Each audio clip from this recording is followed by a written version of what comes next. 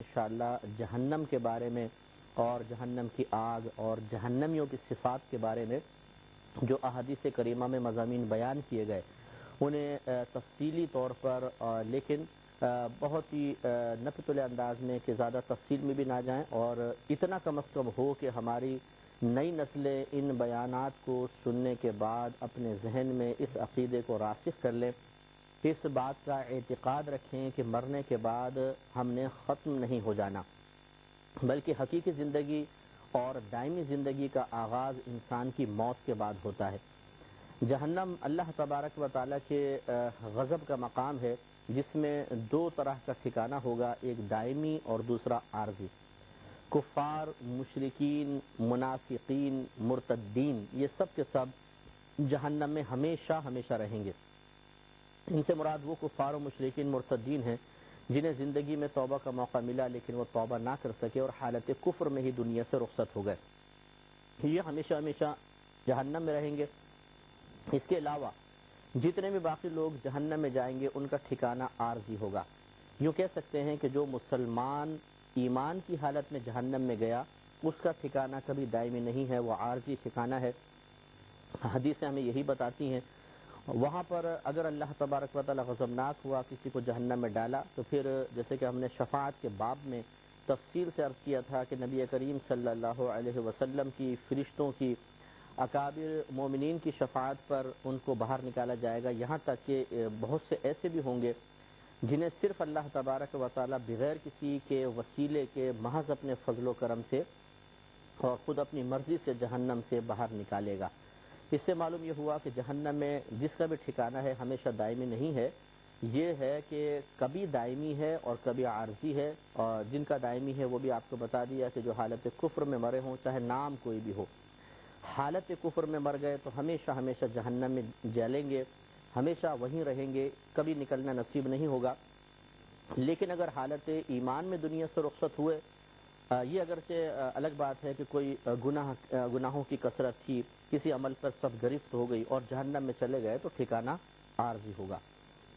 کہ ہم مسلمانوں کو جہنم کے بارے میں یقین رکھنا چاہیے کہ یہ ایک حصی چیز ہے، موجود ہے۔ جو اللہ تعالیٰ کا نافرمان بندہ ہوا، اگر وہ نافرمانی کفر تک پہنچی ہوئی ہے، اسی حالت میں مر گیا، وہ ہمیشہ ہمیشہ جہنم میں رہے گا۔ اور اگر کوئی اللہ کا نافرمان بندہ ہے لیکن حالت ایمان میں دنیا سے رخصت ہوا، جس کو ہم مسلمان کہتے ہیں، مومن کہتے ہیں، اگر اللہ تعالیٰ ناراض ہوا اور یہ جہنم میں گیا تو یہ اسی رب کریم کا ہی وعدہ ہے کہ وہ عارضی طور پہ جہنم میں رہے گا، پھر اس کو نکال کر جنت میں داخل کر دیا جائے گا، جیسے کہ ہم احادیث آپ کی خدمت میں عرض کریں گے ان سے بھی معلوم ہوگا۔ تو آج اس کا آغاز کرتے ہیں۔ جیسے میں نے آپ کو پہلے بھی بتایا تھا کہ یہ جو میرے پاس کتاب ہے یہ مشکات المصابیح ہے، جس میں صحاح ستہ کی روایات کو جمع کیا گیا ہے، یعنی مختلف ٹاپکس کی حدیثوں کو لے لیا گیا ہے اور اس میں جمع کیا گیا ہے۔ تو میں اسی سے ایک موضوع سے متعلق یعنی پورے جہنم سے متعلق حدیثیں آپ کی خدمت میں عرض کروں گا۔ ریفرنس انشاءاللہ بتایا جاتا رہے گا، حدیثوں کے نمبر اور کتابوں کے نام بھی آپ کو عرض کیے جاتے رہیں گے، لیکن اصل میں یہ جو کتاب ہے یہ مشکات ہے۔ اس میں حضرت ابو ہریرہ رضی اللہ تعالی عنہ سے مروی ہے، حدیث نمبر 5419 ہے، اور یہ بخاری کی روایت ہے اور مسلم میں بھی اس کو نقل کیا گیا ہے۔ حضرت ابو ہریرہ رضی اللہ تعالی عنہ سے مروی ہے کہ نبی کریم صلی اللہ علیہ وسلم نے ارشاد فرمایا کہ تمہاری یہ دنیاوی آگ دوزخ کی آگ کا 70واں حصہ ہے، یعنی دوزخ کی آگ اس دنیا کی آگ سے 70 گنا 70% زیادہ گرم ہے۔ عرض کیا گیا رسول اللہ صلی اللہ علیہ وسلم جلانے کے لیے تو یہ آگ ہی کافی ہے، یعنی ہم دنیا کی آگ میں ہمارے ہاتھ جل جاتے ہیں، یہی کافی تھی؟ نبی کریم صلی اللہ علیہ وسلم نے ارشاد فرمایا کہ ہاں، لیکن وہ آگ ان آگوں سے 69 درجے زیادہ تیز رکھی گئی ہے اور ہر درجہ اس آگ کی مثل ہے، یعنی جہنم کے جتنے بھی اللہ نے درجات بنائے ہیں ان میں آگ اتنی ہی گرم ہے، 69 درجے۔ لیکن یہ شارحین نے فرمایا کہ یہاں 70 یا 69 کا الفاظ خاص ایک عدد کا بیان مقصود نہیں ہے، بلکہ یہ عربوں کی عادت ہے کہ جب وہ کسی چیز کی کثرت کی طرف اشارہ کرنا چاہتے ہیں تو 70 کا عدد عموماً استعمال کرتے ہیں، 70 کا، 80 کا۔ جیسے سرکار نے فرمایا جس نے مجھ پر ایک مرتبہ درود پاک پڑھا اور وہ بارگاہ الہی میں مقبول ہو گیا تو اللہ تبارک و تعالی اس کے 80 برس کے گناہوں کی بخشش فرما دے گا۔ در مختار میں روایت لکھی گئی ہے 80 80 برس کے، تو اس سے مراد 80 سال نہیں ہے، یعنی 80 کا ہنسا جو ہے وہ ہی مراد نہیں ہے، بلکہ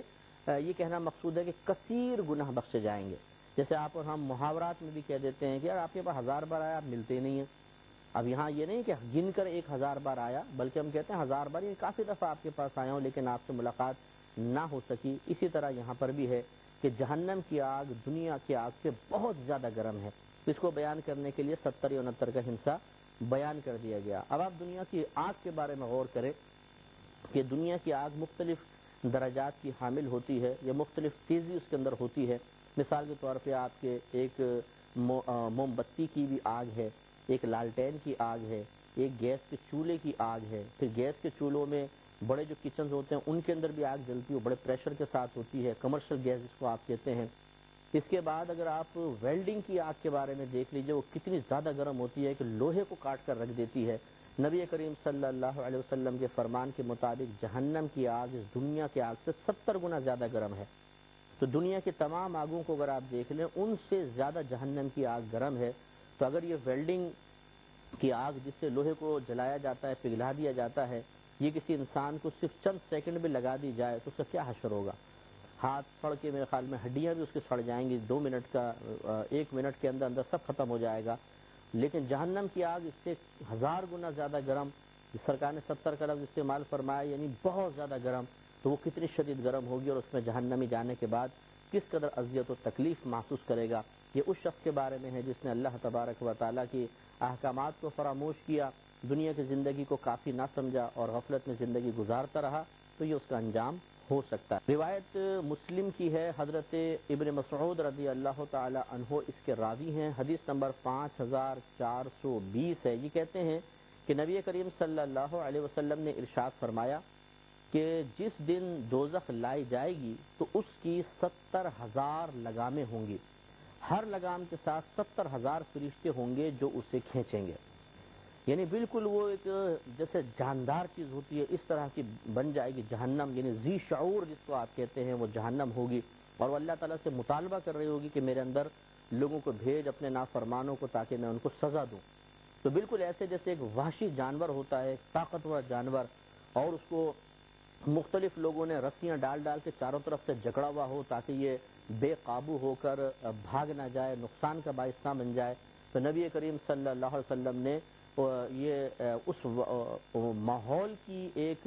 صورت ہمیں کریٹ کر کے بتائی کہ جہنم اس وقت انتہائی غضبناک ہوگی، اور اسے قابو میں کرنے کے لیے اللہ تبارک و تعالیٰ نے یہ انتظام فرمایا ہوگا کہ 70,000 لگامیں اس کی ہوں گی، اور ہر لگام پر 70,000 فرشتے ہوں گے جو اس کو قابو میں کرنے کی کوشش کر رہے ہوں گے، اور لیکن وہ بے قابو ہو رہی ہوگی اور کفار پہ غضبناک ہوگی۔ تو آپ ذرا ایک لمحے کے لیے اس ماحول کو ذہن میں لے کر آئیں کہ اتنی دہشت ناک مقام، اور پھر اتنے کثیر فرشتے اس کو کھینچ رہے ہوں، اور وہ دشمن خدا کی طرف بڑھنے کی کوشش کر رہی ہو، تو اس وقت کافر، مشرکین، مرتدین، منافقین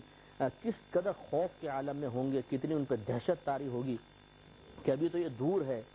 ہم اس کے اندر ڈال دیے گئے تو کیا ہوگا۔ بالکل یوں سمجھ لیجیے جیسے آپ کو ایک پنجرے میں چھوڑ دیا جائے اور ایک چھوٹی کھڑکی کے پیچھے شیر کھڑا ہو، اور یہ کہہ دیا جائے کہ تھوڑی دیر بعد اس شیر کی کھڑکی کھول دی جائے گی اور یہ پنجرے میں آ کے آپ کو ہلاک کر دے گا۔ تو اس تصور سے ہی کہ جب یہ آئے گا اور آ کے مجھے گرائے گا اور پنجہ مار کے میری کھال پھاڑے گا، اور اس کے بڑے بڑے دانت میرے منہ پہ لگیں گے اور منہ پھاڑ دے گا، اسی سے انسان خوفزدہ ہو جائے گا، ہو سکتا ہے کمزور دل کا ہو تو مر ہی جائے۔ لیکن میدان محشر میں موت نہیں ہے، وہاں پہ جہنم کے غضب دیکھنے کے بعد انسان پچھتائے گا اور بہت سی آفرز کرنے کی کوشش کرے گا، جیسے نبی کریم صلی اللہ علیہ وسلم نے آگے بیان فرمایا۔ تو لہٰذا جہنم ایک بہت ہی خطرناک مقام ہے، اللہ تبارک و تعالیٰ سے پناہ مانگنی چاہیے کہ اللہ تعالیٰ ہمیں اس سے محفوظ رکھے، اس کے عذاب سے پناہ عطا فرمائے۔ حضرت نعمان بن بشیر رضی اللہ تعالیٰ عنہ روایت کرتے ہیں، اور حدیث متفق علیہ ہے۔ متفق علیہ کا مطلب وہ حدیث جس کو امام بخاری اور امام مسلم رضی اللہ تعالیٰ عنہما دونوں نے اپنی کتاب میں نقل کیا ہو، اس حدیث کو کہتے ہیں متفق علیہ۔ یہ 5421 نمبر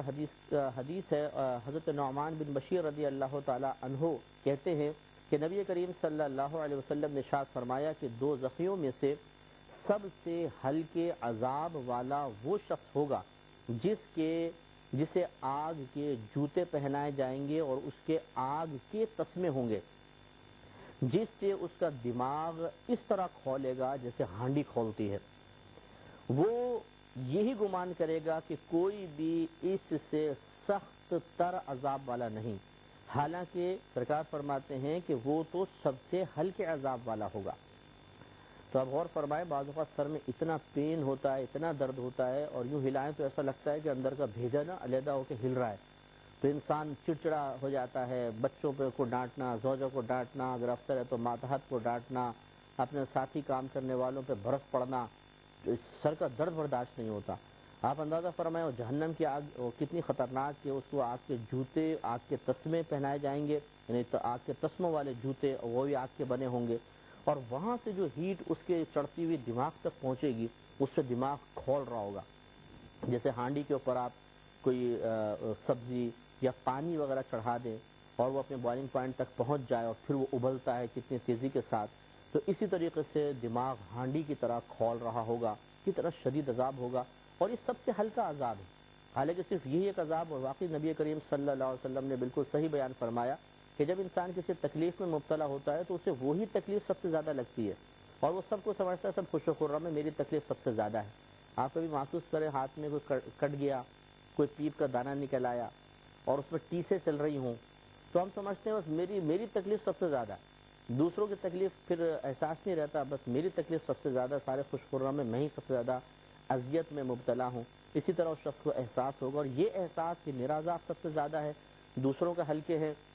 اور اس کے غم میں اضافے کا سبب بنے گا۔ تو اس لیے اللہ تبارک و تعالیٰ سے بار بار پناہ مانگنی چاہیے کہ اللہ تعالیٰ ہمیں اس سخت ترین عذاب سے محفوظ رکھے۔ بہرحال یہ ایک حصی چیز ہے، باقاعدہ موجود ہے، اللہ نے پیدا کر دی ہے، اور ہم ایک دن اس کو ضرور اپنی آنکھوں سے دیکھیں گے، تو اس کا اعتقاد رکھنا اجمالی طور پہ لازم ہے کہ جہنم ہے، جو اس کا انکار کرے گا وہ کافر ہو جائے گا۔ حضرت ابو ہریرہ رضی اللہ تعالی عنہ نبی کریم صلی اللہ علیہ وسلم کی ایک روایت نقل کرتے ہیں جس میں دوزخی کے کچھ اوصاف بیان کیے گئے۔ حدیث نمبر 5428 اور ترمذی کی یہ روایت ہے۔ یہ کہتے ہیں کہ نبی کریم صلی اللہ علیہ وسلم نے ارشاد فرمایا کہ روز قیامت کافر کی داڑھ احد پہاڑ کی مانند ہوگی۔ یہ کل بھی حدیث آئی تھی، احد پہاڑ 4.5 میل پر پھیلا ہوا ہے، اتنی بڑی داڑھ ہے، اور اس کی ران بیضاء کی طرح ہے۔ بیضاء ایک پہاڑ ہے، بہت طویل پہاڑ ہے، اتنی چوڑی اس کی ران ہوگی، اور اس کی آگ کی نشست گاہ، بیٹھنے کا مقام، جس آگ کے اندر وہ بیٹھے گا، ربضہ کی طرح 3 دن کی راہ ہوگی۔ یہ ربضہ ایک بستی کا نام ہے جو مدینہ منورہ سے 3 دن کے فاصلے پر ہے، گویا کہ بہت ہی لمبے چوڑے ایریے کے اندر وہ بیٹھا ہوگا، اور اس کو مختلف قسم کے عذابات ہو رہے ہوں گے، اور یہ ہم پہلے آپ کو بتا چکے ہیں کہ اتنا اس کو طویل ترین کرنا صرف اس کے عذاب کی زیادتی کی وجہ سے ہوگا، تاکہ عذاب زیادہ سے زیادہ محسوس ہو۔ حضرت ابو ہریرہ رضی اللہ تعالی عنہ سے ہی مروی ہے، یہ کہتے ہیں کہ نبی کریم صلی اللہ علیہ وسلم نے ارشاد فرمایا، کافر کی کھال کی موٹائی 42 گز ہوگی۔ ایک روایت میں 3 دن کی مسافت، یہاں 42 گز کے الفاظ ہیں، 42 گز ہوگی، اور اس کی داڑھ احد پہاڑ کی طرح، اور اس کے دوزخ کی بیٹھنے کی جگہ ایسی ہوگی جیسے مکے اور مدینے کے درمیان کے قریب کی مسافت ہے۔ وہی جیسے پیچھے ربضہ کا لفظ گزرا کہ 3 دن کی مسافت وہ بیٹھنے کی جگہ ہے، یہاں پر کھال کی موٹائی کے بارے میں ایک اور روایت آ گئی کہ 42 گز موٹی کھال ہوگی۔ جتنی موٹی کھال اتنا عذاب زیادہ اس کو سخت محسوس ہوگا۔ یہ بھی ترمذی کی روایت تھی، حدیث نمبر 5429۔ مسند امام احمد بن حنبل رضی اللہ تعالیٰ عنہ نے اس کو روایت کیا ہے، حدیث نمبر 5430، اور راوی حضرت ابن عمر رضی اللہ تعالیٰ عنہما ہیں۔ نبی کریم صلی اللہ علیہ وسلم نے ارشاد فرمایا کہ کافر اپنی زبان کوس 2 کوس تک نکال دے گا، جس سے لوگ روندیں گے، یعنی اس کی زبان کوس، یعنی سمجھ لیں 1 میل 2 میل تک اس کی زبان لمبی کر دی جائے گی۔ یہ بھی ایک کافر کا عذاب ہوگا، زبان زمین پہ پڑی ہوگی 1-2 میل تک، اور لوگ اس پہ چڑھ رہے ہوں گے، تو آپ سوچئے کتنی شدید اذیت اور تکلیف ہوگی کہ زبان تو ویسی 2 دانتوں کے درمیان آ جاتی ہے تو اس کا دباؤ برداشت نہیں کر پاتی، اور آدمی تڑپ کر رہ جاتا ہے۔ اور وہاں پر یہ تو نہیں کہ چلنے والے بڑے آرام سے پاؤں رکھیں گے کہ حضرت کو تکلیف نہ ہو جائے، وہ تو اندھا دھند کوئی بھاگ رہا ہوگا، چڑھ رہا ہوگا، گرم پیر، گندے پیر، اور اس کی زبان کچل رہے ہوں گے، میل 2 میل تک زبان، کتنی شدید ذلت، رسوائی اور عذاب۔ تو یہاں دنیا میں ایمان اختیار کرنا کتنا آسان ہے، لیکن ایمان قبول نہ کر کے آخرت کا عذاب سہنا کس قدر مشکل۔ لیکن عقل دیکھیے کہ یہاں کی راحت اور یہاں کا وقتی سکون یہ انسان اختیار کر رہا ہے اور آخرت کے عذاب کو فراموش کر رہا ہے، یہ بہت ہی زیادہ توجہ طلب بات ہے کہ اس کے اوپر نظر ثانی کی جائے۔ حضرت ابو سعید خدری رضی اللہ تعالی عنہ اس ایک راوی حدیث کے، ترمذی کی روایت ہے، حضرت ابو سعید نے اس کو روایت کیا، 5431 نمبر حدیث ہے۔ یہ کہتے ہیں کہ نبی کریم صلی اللہ علیہ وسلم نے ارشاد فرمایا کہ سعود آگ کا پہاڑ ہے، یعنی جہنم میں سعود ایک پہاڑ ہے، آگ کا پہاڑ ہے، جس میں دوزخی 70 سال تک چڑھے گا اور پھر وہاں سے گرے گا اور ہمیشہ ایسا ہی کرتا رہے گا۔ یعنی یہ ایک عذاب کی ایک اور کیفیت بیان کی، کیونکہ سارے کفار کو ایک جیسا عذاب نہیں ہوگا، کوئی کسی عذاب میں ہے، کوئی کسی عذاب میں ہے، کوئی کسی تو ابھی پہلے بھی بات پچھلے پروگرام میں بھی غالباً گزری تھی کہ 70 کا عدد جو ہے وہ عرب لوگ محاورتاً استعمال کرتے ہیں، جیسے ہم 1000 کا لفظ ہم استعمال کرتے ہیں کہ جی 1000 بار آپ کے پاس آیا ہوں ملتے نہیں، 1000 بار تم نے چیز مانگی ہم نے تمہیں ہر دفعہ دیے کہ نہیں دی، تو 1000 کا ہندسہ کثرت کے بیان کے لیے آتا ہے۔ تو گویا کہ نبی کریم صلی اللہ علیہ وسلم کا یہ مقصد ہو سکتا ہے کہ وہ بہت ہی زیادہ بلند پہاڑ ہے، اس پہ چڑھنے کی مشقت، اور وہ پہاڑ کوئی ایسا نہیں ہے کہ ٹھنڈا پہاڑ ہو، آگ کا پہاڑ بیان فرمایا، جہاں ہاتھ رکھے گا ہاتھ سڑے گا، پاؤں رکھے گا پاؤں سڑے گا، پھر ٹھیک ہو جائے گا، لیکن چڑھے گا، اس سڑن کے باوجود، جلنے کے باوجود وہ چڑھتا رہے گا، آگ برداشت کرتا رہے گا۔ اور ایک روایت میں ہے کہ اس کی حسرت بڑھانے کے لیے جب وہ چڑھے گا تو اس کو جہنم کا اوپر کا دروازہ نظر آئے گا، تو وہ گمان کرے گا کہ شاید اب میں اوپر چڑھ کے باہر نکل جاؤں گا، تو اس کا جوش بڑھ جائے گا اور وہ سخت عذاب برداشت کرتا ہوا اوپر پہنچے گا، تو پھر وہ دروازہ بند کر دیا جائے گا اور اس کو نیچے دھکا دے دیا جائے گا اور وہ اتنی گہرائی سے آ کے پھر گرے گا۔ تو ایک تو جب انسان گر رہا ہوتا ہے نا، ویسے اس کے دل میں دہشت طاری ہوتی ہے اگر وہ عادی نہ ہو، کیونکہ جو اوپر سے چھلانگ لگانے کے عادی ہوتے ہیں ان کا دل بھی گھبراتا ہے، لیکن بہرحال کم، اور جو بالکل یہ عادی نہ ہو وہ تو بعض اوقات گرتے گرتے آدمی بہت زیادہ بلندی سے گرے تو ہارٹ فیل ہو جاتا ہے، آدمی مر جاتا ہے دہشت کی وجہ سے، اور وہاں موت نہیں ہے، تو اتنے اوپر پہاڑ سے گرایا جائے گا، اور ایسا نہیں کہ بڑا ہواؤں میں اڑتا ہوا آ رہا ہے، وہ ٹھنڈی ہواؤں کے اندر جہنم ہے، آگ عذاب، اس کو واپس آتے آتے بھی عذاب، پھر زمین کی تہہ پہ گرے گا اور کتنی چوٹ لگے گی اس کو، پھر اوپر چڑھو پھر اترو، پھر اوپر چڑھو پھر گرو، پھر اوپر چڑھو گرو، یہی سارا معاملات وہاں پر ہوتے رہیں گے۔ انہی سے روایت ہے، حضرت ابو سعید خدری رضی اللہ تعالیٰ عنہ روایت کرتے ہیں، ترمذی کی روایت ہے، حدیث نمبر 5432 ہے، یہ کہتے ہیں کہ نبی کریم صلی اللہ علیہ وسلم نے اللہ تبارک و تعالی کے فرمان کل مہلی کے بارے میں فرمایا، یعنی جو جہنمیوں کو پینے کے لیے دیا جائے گا، اللہ تعالیٰ نے فرمایا کل مہل، وہ تیل کی تلچھٹ کی طرح ہے، یعنی جو تیل کے اوپر کا حصہ ہے ویسا ہے۔ تو سرکار نے فرمایا کہ تو جب وہ پینے کے لیے تیل کی یعنی مشروب جو اس کو دیا جائے گا جہنمی کو، وہ ایسا ہوگا جیسے تیل کے اوپر کا حصہ، جو آپ نے دیکھا کبھی کبھی چکنائی سی آ جاتی ہے تیل کے اوپر اور سخت کھولتا ہوا زیادہ گرم ہوتا ہے، کبھی آپ نے چائے بھی پی اوپر کی سطح زیادہ گرم ہوتی ہے، اس طرح تیل اوپر کی سطح زیادہ گرم ہے۔ اب وہ اس کو جب قریب کرے گا، سرکار فرماتے ہیں تو جب اس کے چہرے کے قریب کیا جائے گا تو اس کے چہرے کی کھال اس میں گر جائے گی، اتنا یعنی گرم ہوگا کہ جب وہ قریب کرے گا تو چہرے کی کھال پگھل کر اس میں گر جائے گی۔ آپ اندازہ کریں کہ صرف یہ تصور ہی قائم کریں کہ چہرے کی کھال پگھل کے گر رہی ہے اور اندر کی ہڈیاں نکل آئیں، کس قدر اذیت ناک یہ تصور ہے، اور جس کو یہ اذیت محسوس ہو رہی ہوگی کہ پورے چہرے کی کھال گر رہی ہے جل کر سڑ کر، وہ کس قدر عذاب میں ہوگا۔ لیکن ایسا نہیں ہے کہ یہ ایک دفعہ اور ختم ہو جائے، وہاں موت ہی نہیں ہے اور یہ عذاب کا تسلسل ہمیشہ ہمیشہ جاری رہے گا۔ اللہ تعالی ہم سب کو محفوظ فرمائے۔ حضرت ابو ہریرہ رضی اللہ تعالیٰ عنہ روایت کرتے ہیں، ترمذی کی ہی روایت ہے، حدیث نمبر 5433 ہے، یہ کہتے ہیں کہ نبی کریم صلی اللہ علیہ وسلم نے ارشاد فرمایا کہ دوزخیوں کے سر پر گرم گرم پانی ڈالا جائے گا تو یہ گرم پانی اس میں سرایت کر جائے گا، یعنی سر پھاڑ کے اندر گھس جائے گا، اندر چلا جائے گا، حتیٰ کہ اس کے پیٹ تک پہنچ جائے گا، تو اس کے پیٹ کی چیزوں کو کاٹ ڈالے گا، حتیٰ کہ اس کے قدموں سے باہر نکل جائے گا۔ اور سرکار فرماتے ہیں اس کے بعد پھر وہ جیسا تھا ویسا بنا دیا جائے گا۔ اب آپ غور فرمائیں کہ چونکہ اللہ کی طرف سے عذاب مقرر ہے نا، جب وہ گرا ہے تو یہ پیٹ پھٹ کے یہاں سے نہیں نکل رہا باہر، وہ یہاں سے گھسے گا تو باقی جو باڈی ہے وہ اس کو باہر نہیں نکلنے دے گی، وہ یوں پھاڑتا ہوا جائے گا اور قدموں کے پاس سے نکلے گا۔ اس کا مطلب ہے پورے پیٹ کی آنتیں پھٹ جائیں گی، پھر وہ رانوں کے اندر سرایت کر جائے گا، وہاں سے عذاب ہوتے ہوتے قدموں سے باہر نکلے گا۔ آپ غور فرمائیں کہ کیا دنیا میں اس طرح ممکن ہے کہ کوئی سر سے پانی ڈالے اور قدموں سے نکلے؟ نہیں ہے۔ تو جہنم کا عذاب یہاں کے یعنی یہاں پر رہ کر ہم ادھر کے عذاب کا صحیح تصور بھی قائم نہیں کر سکتے، اس لیے کہ اس کی نظیریں دنیا میں موجود نہیں ہیں۔ لیکن کس قدر سخت عذاب ہے، جس شخص کو ہو رہا ہوگا الامان والحفیظ کہ وہی یہ بات جانتا ہوگا کہ اس کی شدت اور سختی کتنی ہے۔ حضرت ابو امامہ رضی اللہ تعالی عنہ روایت کرتے ہیں، ترمذی کی ہی روایت ہے، حدیث نمبر 5434 ہے۔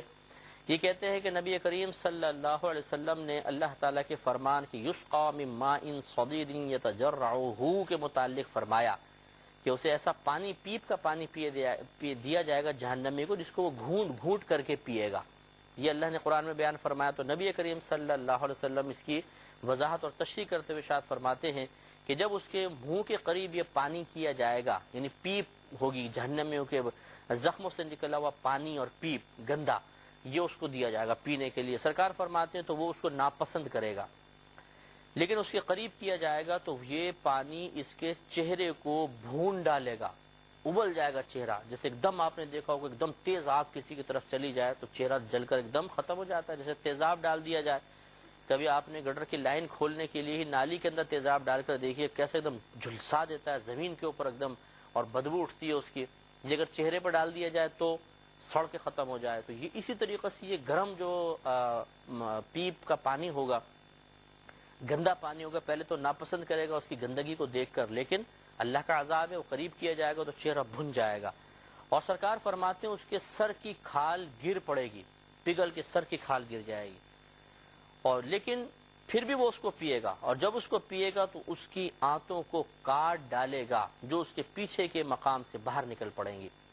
کٹ جائے گا، سب ختم ہو جائے گا۔ اللہ تعالیٰ فرماتا ہے اور وہ گرم پانی پلائے جائیں گے جو ان کی آنتیں کاٹ ڈالے گا۔ اور اللہ تعالیٰ کا یہ بھی فرمان ہے کہ اگر وہ پانی مانگیں گے تو انہیں تیل کی تلچھٹ جیسا پانی دیا جائے گا، اور یہ بئس الشراب، یہ بڑا برا پانی ہے، بہت ہی خراب قسم کا مشروب ہے جو انسان کو راحت نہیں دے گا بلکہ عذاب میں اضافہ کرے گا۔ اللہ تعالیٰ ہمیں محفوظ فرمائے۔ حضرت ابو سعید خدری رضی اللہ تعالیٰ عنہ سے مروی ہے، ترمذی کی روایت ہے، حدیث نمبر 5435 کہ نبی کریم صلی اللہ علیہ وسلم نے ارشاد فرمایا کہ دوزخ کے احاطے کی 4 دیواریں ہیں، ہر دیوار کی موٹائی 40 سال کی مسافت ہے۔ یعنی ایک گویا کہ دوزخ جو ہے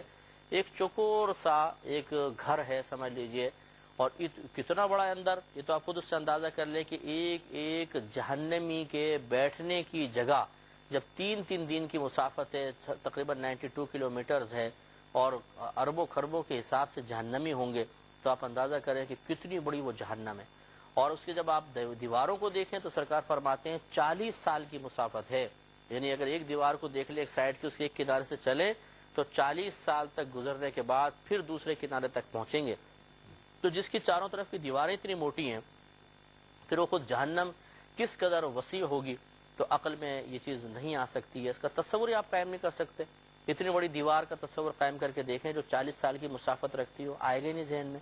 اس لیے کہ تصور اسی چیز کا ذہن میں آتا ہے جس کو ہم نے خود دیکھا ہو یا اس کی کوئی نظیر ہمارے دنیا کے اندر موجود ہو۔ تو زیادہ سے زیادہ دیواریں، چین کا تصور آ گیا، ہاں بھی اتنی چوڑی ہے، ٹھیک ہے، کوئی قلعہ کبھی دیکھا ہو کسی ٹی وی کے پروگرام میں تو اس کا تصور آ جائے گا، ہم قلعے کی دیواریں اتنی چوڑی ہوتی ہیں، لیکن 40 سال کی مسافت آپ اندازہ کریں، یہ تو تصور میں بھی نہیں آ سکتا، لیکن یہ ہے، موجود ہے۔ اور یہ ضمن میں عرض کر دیتا ہوں کہ یہ اگر ذہن میں سوال پیدا ہو یہ اتنی بڑی جہنم کیسے ہوگی، تو یہ وہی شخص کہے گا کہ جس نے آسمان، یہ جو سیاروں کے بارے میں، آسمان کے بارے میں، خلا کے بارے میں سائنسدانوں کی تحقیق کو کبھی نہیں پڑھا ہوگا۔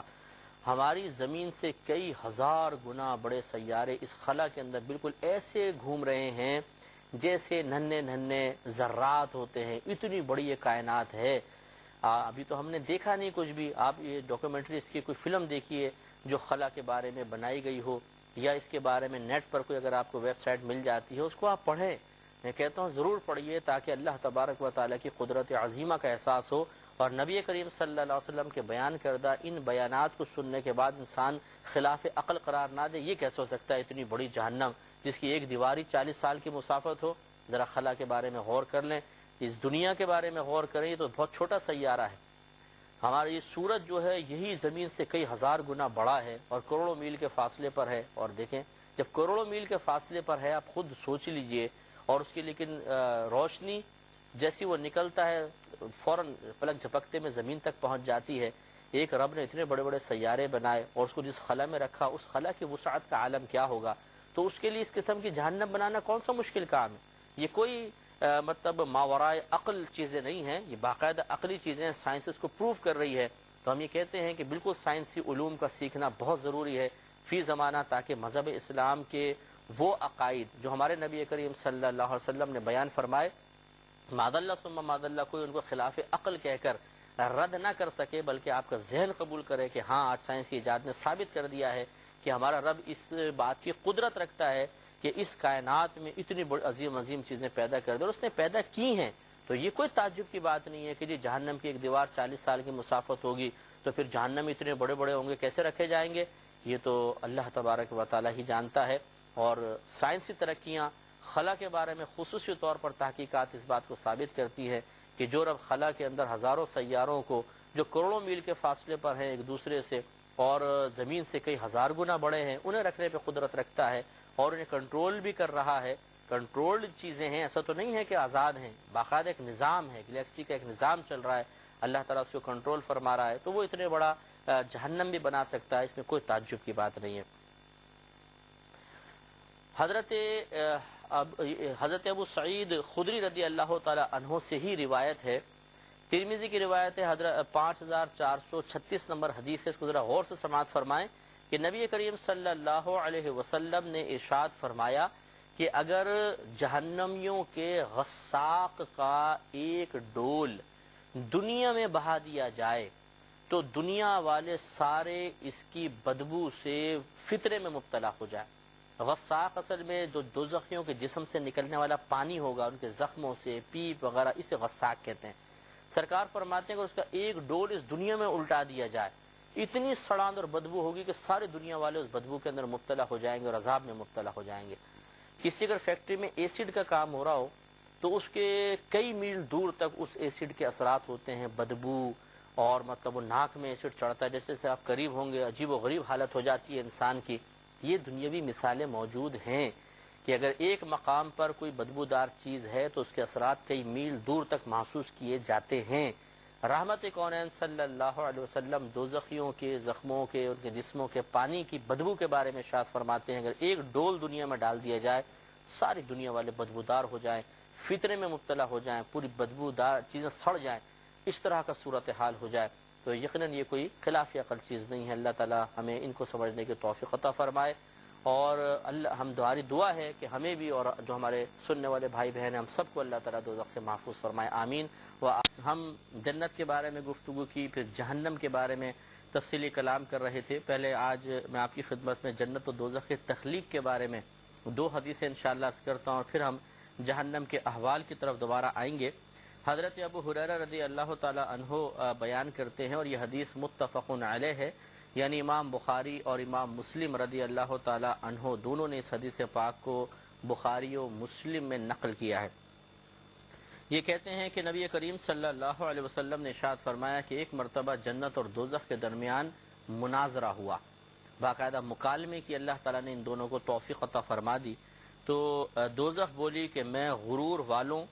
اور جابروں کے لیے خاص کی گئی ہوں، یعنی میرے اندر بڑے بڑے بادشاہ، بڑے جابر لوگ، دنیا میں حکومت کرنے والے، دوسروں پہ غالب آ جانے والے لوگ ہیں۔ اس نے تکبراً یہ کہا۔ جنت نے کہا کہ میرا حال یہ ہے کہ مجھ میں صرف کمزور لوگ اور گرے پڑے سیدھے سادے ہی داخل ہوں گے،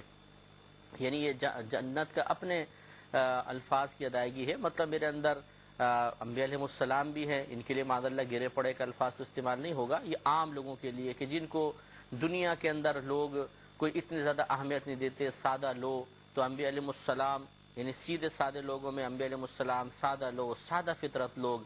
کمزور لوگوں میں ان انبیاء علیہ السلام کے وہ متبعین کہ جو دنیا میں دنیاوی لحاظ سے اتنی ترقیاں نہ کر سکے، اگرچہ ایمانی لحاظ سے ان کا کوئی مقابل نہیں تھا، تو جنت نے عاجزی کرتے ہوئے کہا کہ میرے اندر تو اس طرح کے سیدھے سادے کمزور قسم کے لوگ، اور گرے پڑے سے مراد ایسے کہ جن کو دیکھ کر کوئی بھی ان کو بعض اوقات ظاہری حلیے کی وجہ سے عزت دینے کے لیے تیار نہیں ہوتا، جیسے فقراء وغیرہ ہوتے ہیں، غرباء ہوتے ہیں، تو ان کو دنیا میں دیکھ کر نگاہ حقارت سے دیکھا جاتا ہے اور اپنی تقریبات میں، اپنے گھروں میں آنے نہیں دیا جاتا۔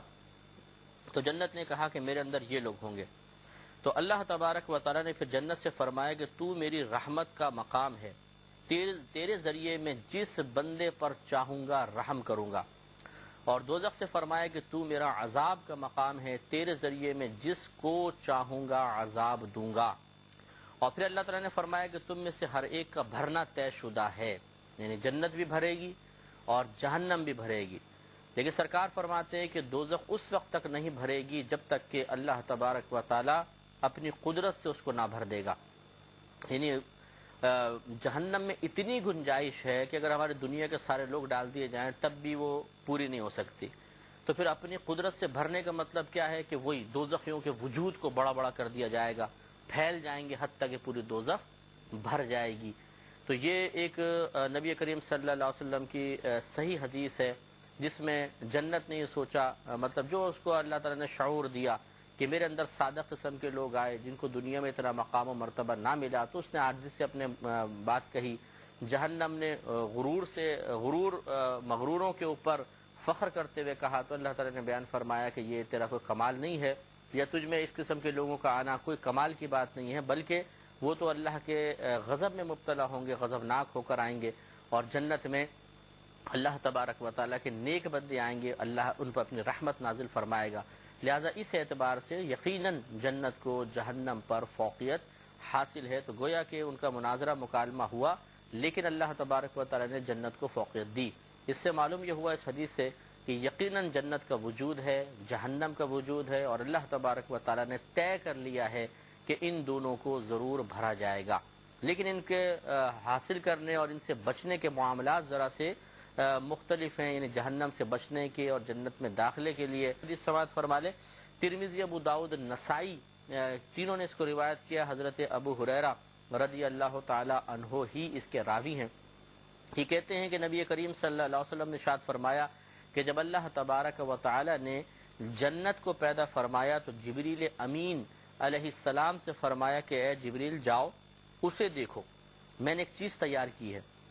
تو انہوں نے جا کر اسے دیکھا اور جو اس کے رہنے والوں کے لیے تیار کیا تھا ان تمام نعمتوں کو ملاحظہ کیا،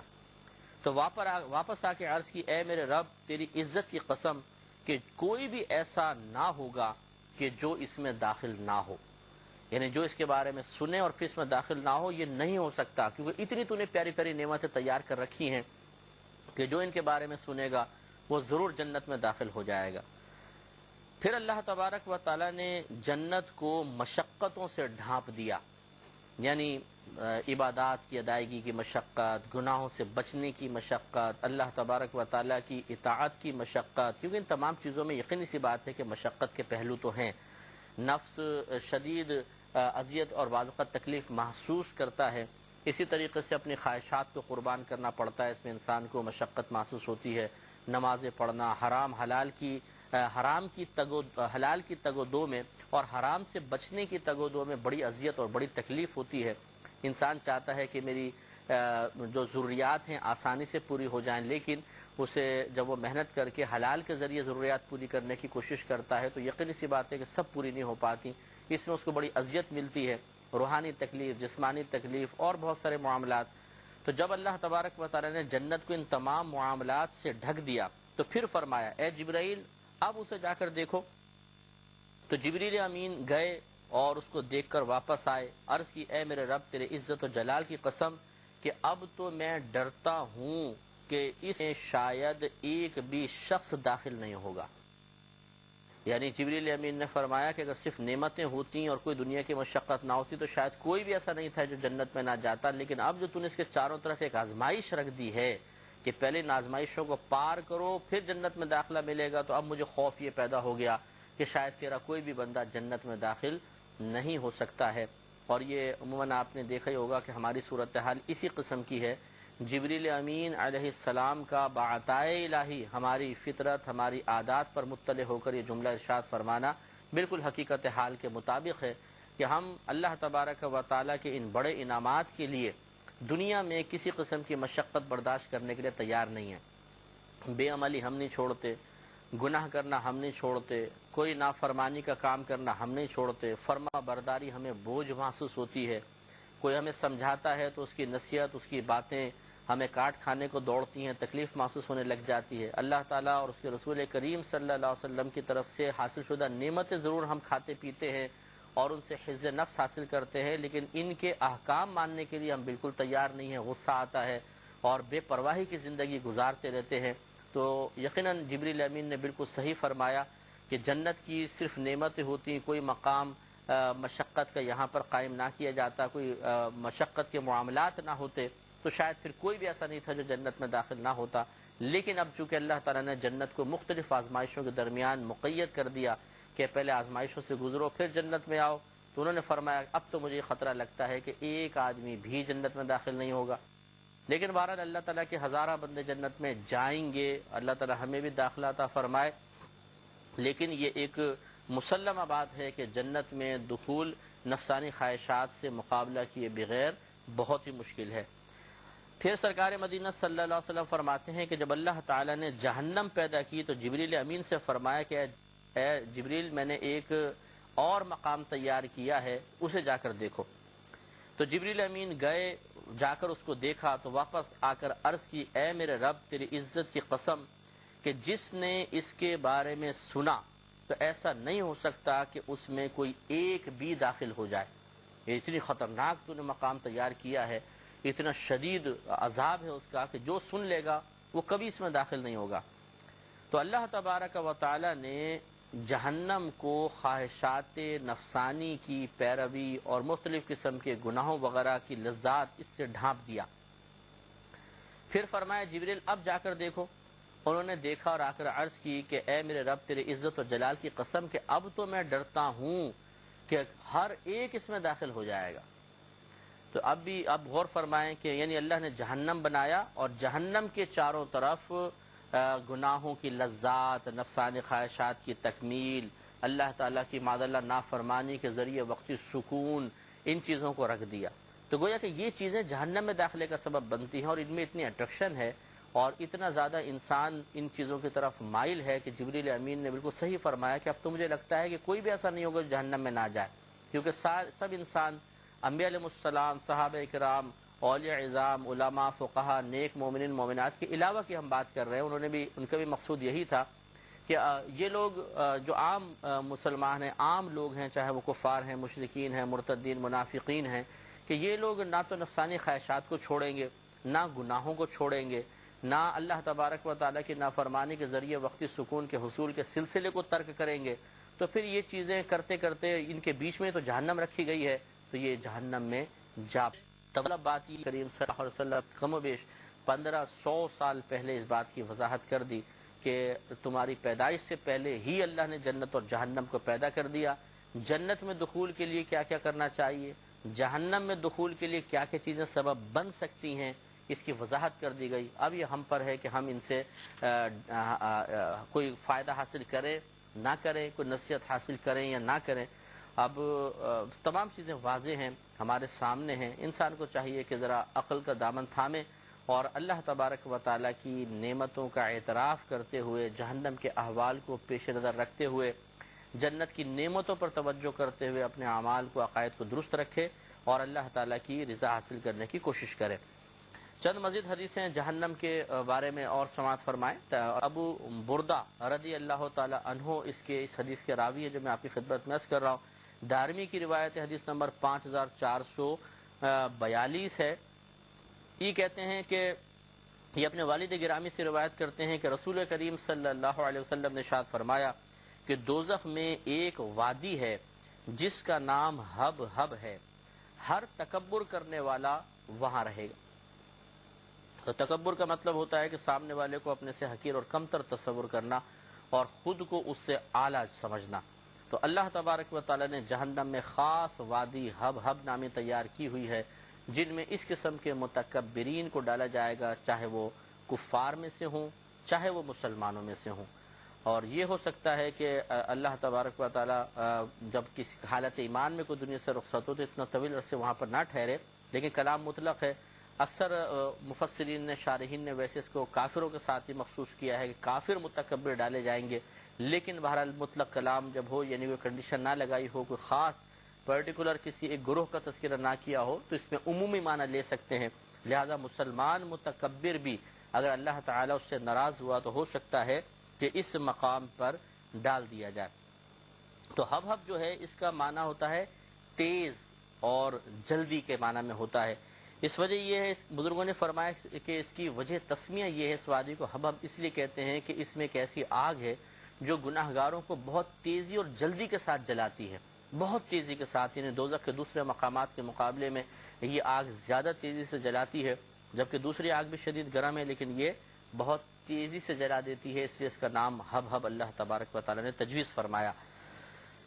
مسند امام احمد بن حنبل رضی اللہ تعالی عنہ کی روایت ہے، عبداللہ بن عمر رضی اللہ تعالی عنہما اس کے راوی ہیں، حدیث نمبر 5444 ہے، اور جہنمی کی صفت کے بارے میں یہ حدیث پاک ہے۔ پہلے بھی اس کے بارے میں 2 حدیثیں گزر چکی ہیں، مضمون تھوڑا سا مختلف ہے، اس لیے آپ کی خدمت میں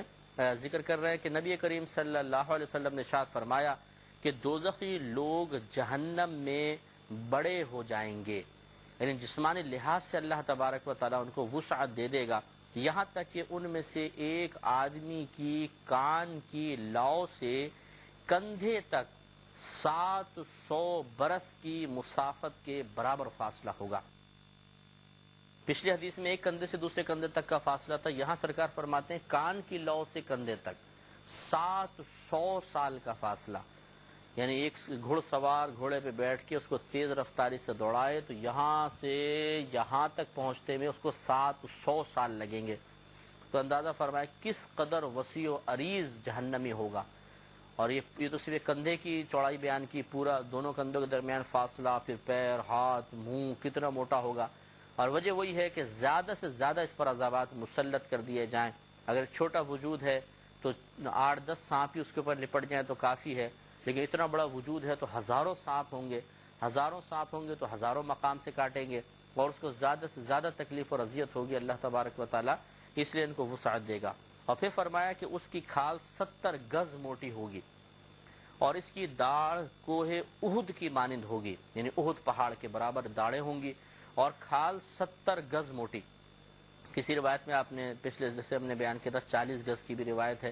تو یہ ہو سکتا ہے، ایسا نہیں کہ ان حدیثوں میں باہم کو ٹکراؤ ہے، بلکہ یہ مختلف جہنمیوں کی مختلف کیفیات ہیں کہ کوئی جہنمی تو اتنا بڑا کیا جائے گا، کسی کو اتنا کر دیا جائے گا، کسی کو اس قدر وسعت دی جائے گی۔ چنانچہ ان حدیثوں میں باہم اگر اعداد کے بیان میں تھوڑا سا اختلاف بھی نظر آتا ہے تو یہ نہیں ہے کہ ایک حدیث صحیح ہے دوسری غلط ہے۔ یہ کیسے ہو سکتا ہے کہ ایک جگہ یہ فرمایا دوسری جگہ یہ فرمایا تو باہم ٹکراؤ ہو گیا،